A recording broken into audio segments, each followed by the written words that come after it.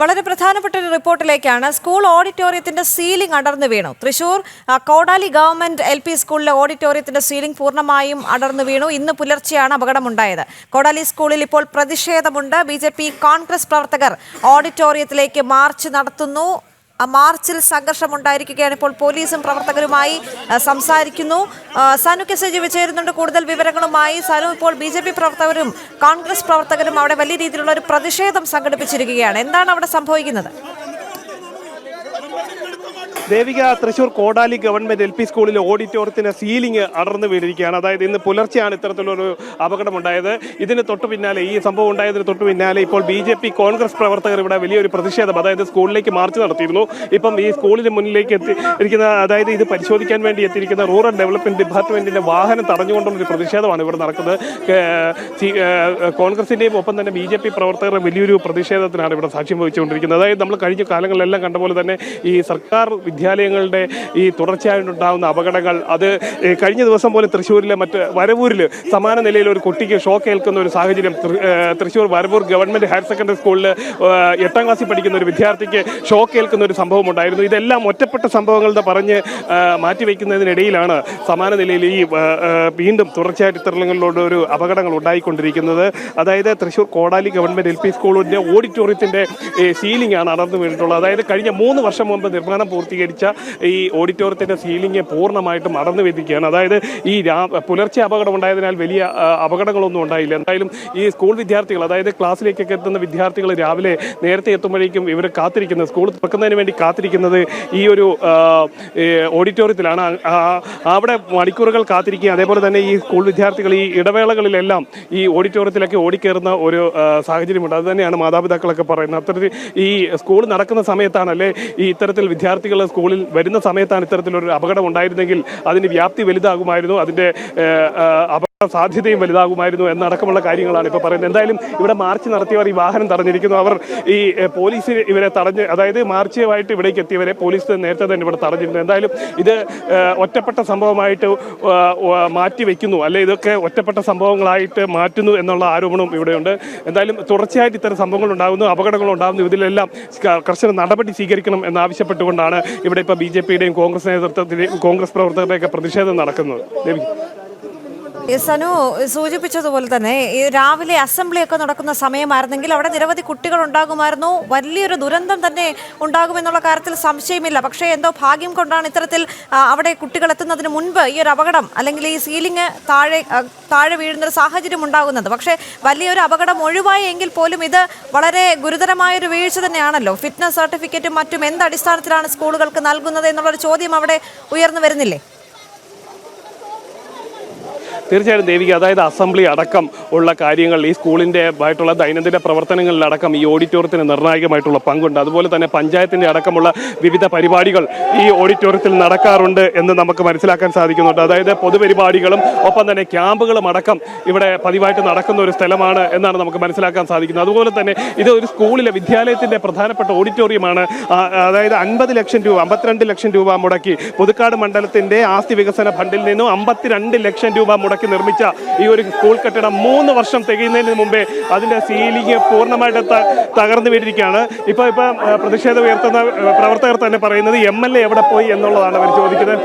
അപ്പം ഇത്തരത്തിൽ ഈ നിർമ്മാണം പൂർത്തീകരിച്ച് 3 വർഷം തികയുന്നതിന് മുൻപേ ഒരു കെട്ടിടം പൂർണ്ണമായിട്ടും അല്ലെ അതിൻ്റെ സീലിംഗ് തകർന്നു വീഴുന്നു എന്ന് പറയുന്നത് തന്നെ ആ നിർമ്മാണത്തിലെ അപാകത, അല്ലെ അതിലെ അഴിമതിയിലേക്ക് തന്നെ കാര്യങ്ങൾ ചൂണ്ടുന്നതാണ്, വിരൽ ചൂണ്ടുന്ന ഒരു അഴിമതിയാണ്. എന്തായാലും അത്തരത്തിൽ വലിയൊരു പ്രതിഷേധത്തിലാണ് ഇവിടെ എല്ലാവരും ഉള്ളത്.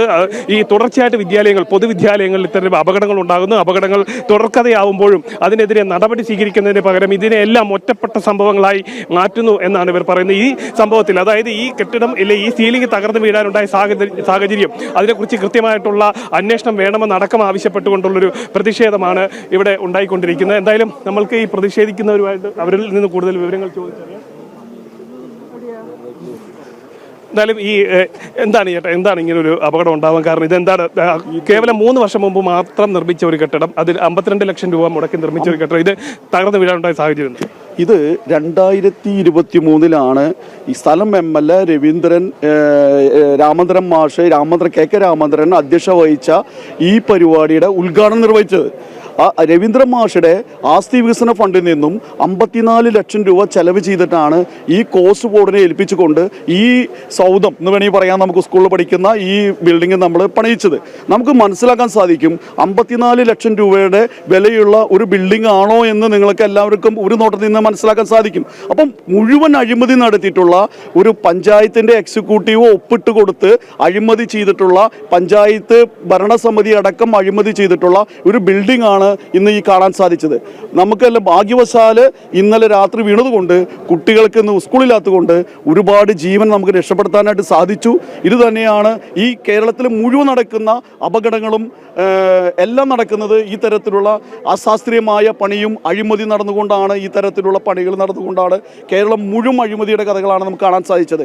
കഴിഞ്ഞ ആഴ്ച തന്നെ കൊടകര പഞ്ചായത്തിലെ കമ്മ്യൂണിറ്റി ഹാളിൻ്റെ സീലിംഗ് ഇതുപോലെ തന്നെ വീണു. കാരണം അവിടെ ഒരു കല്യാണം നടക്കാത്തത് കൊണ്ട് മാത്രമാണ് അവിടെ കുറേ ജീവന് അല്ലെങ്കിൽ കുറേ ആൾക്കാർക്ക് അപകടമില്ലാതെ രക്ഷപ്പെടാൻ സാധിച്ചത്. കാരണം രാത്രി 10 മണിക്കാണ് അവിടെ ഒരു പിറ്റേ ദിവസം ഒരു പരിപാടി നിശ്ചയിച്ചിട്ട് രാത്രി 10 മണിക്ക് പരിപാടികളെല്ലാം കഴിഞ്ഞ് നിൽക്കുന്ന സമയത്താണ് ഈ തരത്തിലുള്ള ഒരു സീലിംഗ് കൊടകര പഞ്ചായത്തിൽ സംഭവിച്ചത്. അത് നമ്മൾ മനസ്സിലാക്കുന്നത് കേരളത്തിലെ എല്ലാ പഞ്ചായത്തിൻ്റെയും സ്ഥിതി ഈ തരത്തിലുള്ള പഞ്ചായത്ത് സ്ഥിതിയാണ്.